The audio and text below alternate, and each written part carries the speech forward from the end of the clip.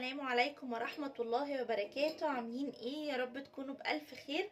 وحشتوني كتير من الفيديو اللي فات، والنهاردة جايه لكم في فيديو جديد واكلة جديدة. بس النهاردة بقى احنا هنعمل اكل كده يعني مسلوق، علشان عندنا ناس تعبانة في البيت. يلا بينا نشوف هنعمل ايه مع بعض. اول حاجة بقى كده هحط مية سخنة سخنتها في الكاتل، عشان انا بس عايزة اخلص الاكل سريعا.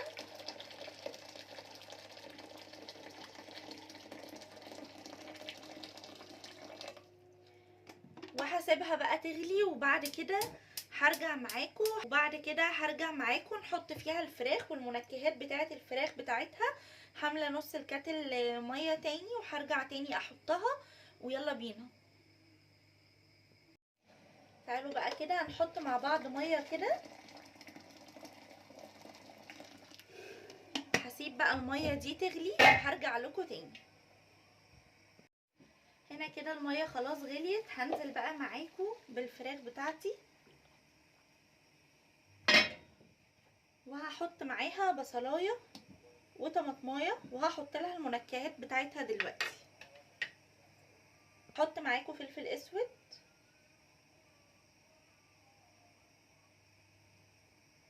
وكمان هحط حبهان ولورا.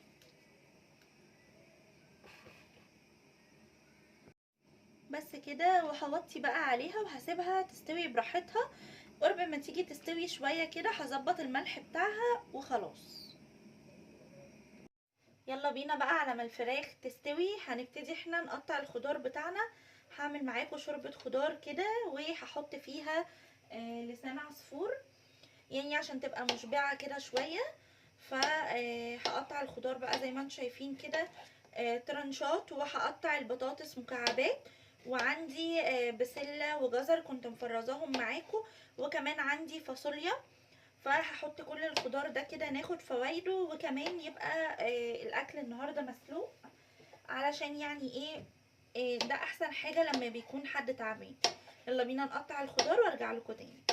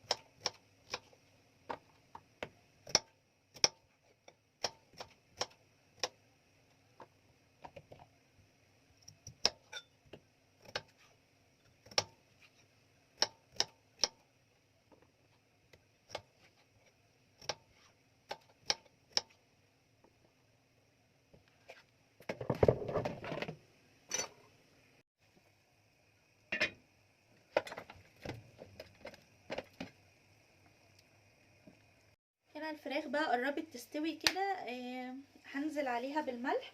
يعني هي لسه مش قدامها شوية يعني على السوا، بس عشان تتملح بقى كده كويس ويبقى طعمها حلو.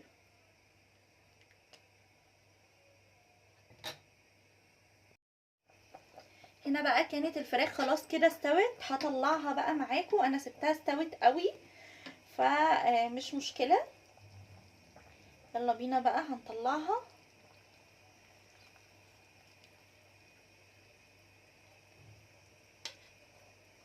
كده. طلعتها خلاص، وتعالوا بقى نحط مع بعض الخضار. اول حاجة هحط معاكم فاصوليا خضراء،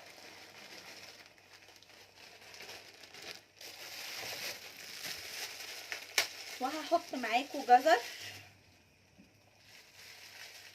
كل الحاجات دي اللي احنا مفرزينها مع بعض. وكمان هحط بسله،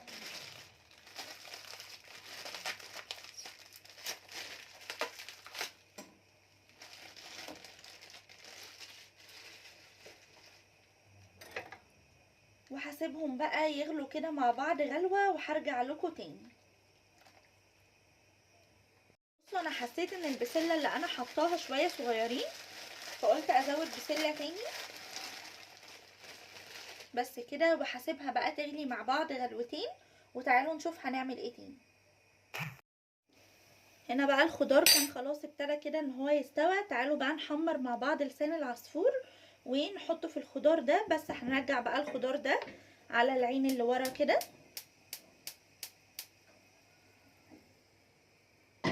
ويلا بينا نعمل لسان العصفور. تعالوا بقى نجيب طاسة كده، معلقة سمنة بلدي حلوة كده،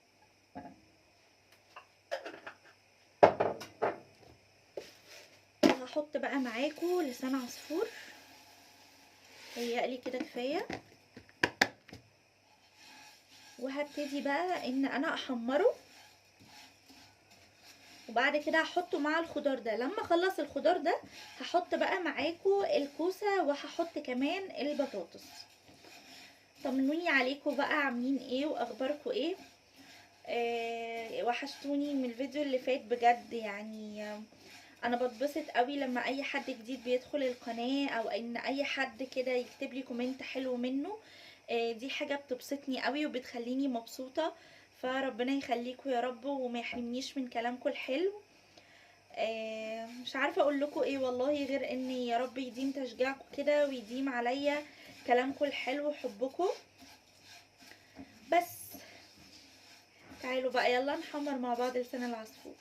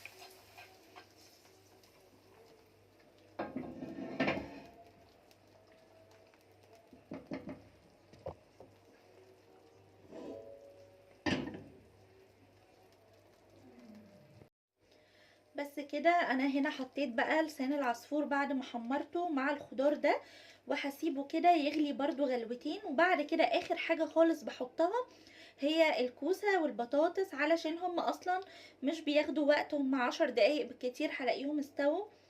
فكده تبقى كل حاجة مستوية مظبوط، وتبقى السوا بتاعها كويس. من الخضار انا مش من الناس ابدا اللي بتحب تحط الخضار كله مرة واحدة وتسيبه يستوي، لان انا بحس ان البطاطس بتتهري والكوسة بتتهرى. فهما الكوسة والبطاطس بياخدوا سوا واحد. بس كده، شايفين ما شاء الله شكلها حلو ازاي؟ ولسه بقى لما نحط كمان الكوسة والبطاطس وجبة كده متكاملة ومشبعة. وعلى فكرة انا من غير تعب ولا اي حاجة بحبها جدا، يعني انا بحب قوي قوي قوي شوربة الخضار، وبحب احط عليها ليمون كده واكلها. واوقات كتير قوي بحن للفراخ ان هي تكون مسلوقة، ان انا يعني اكلها مسلوقة، علشان كده النهاردة ان شاء الله هسيبها مسلوقة وكده.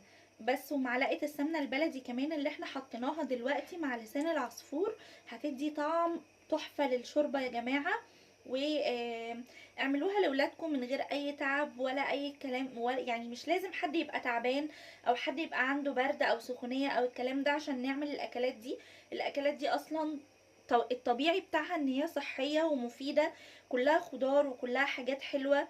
ف اوقات كتير برضو مش بحط معاها لسان العصفور وبحبها كده، بس انا قلت يعني عشان تبقى وجبة مشبعة.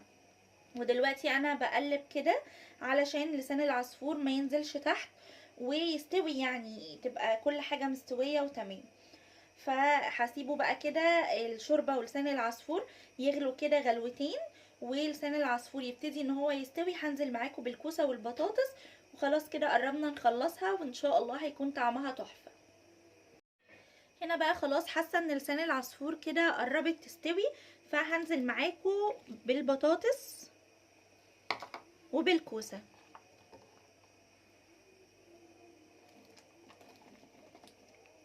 انا بقى عاملة كمية علشان ايه يعني، انا بعتبرها من الحاجات السخنة، فبدل ما نشرب سوائل سخنة كل شوية، لا ناخد طبق شوربة كده يبقى مفيد وحلو. فيلا بينا بقى، هسيب بقى كل ده يستوي كده، واول ما البطاطس والكوسة تستوي هرجع معاكم بقى علشان نغرف مع بعض وندوق الطعم التحفة. لان ميكس الخضار ده بالالوان دي يفتح النفس لوحده. انا كمان بحط كرفس عليها، بس انا بصراحة ما لقيتش كرفس اصلا عندي هنا، فقلت خلاص مفيش مشكلة، مش هيحصل حاجة يعني، وبرده طعمها هيبقى حلو. هتغلي بقى وتستوي وهرجع لكم تاني. بس كده هنا بقى شوربة الخضار بقت ما شاء الله زي الفل. شايفين كل حاجة زي ما هي ازاي، وكل حاجة مستوية. فيلا بينا بقى كده نغرف علشان احنا خلاص جوعنا جدا، وكمان علشان نلحقها وهي سخنة كده فتعمل مفعولها بقى مع البرد والسخونية ووجع الجسم ده. فيلا بينا كده هنغرف مع بعض ونشوف شكل الاكل ونروح ناكل. و اعملوها يا جماعة بجد، اعملوها وخدوا فايدتها دايما.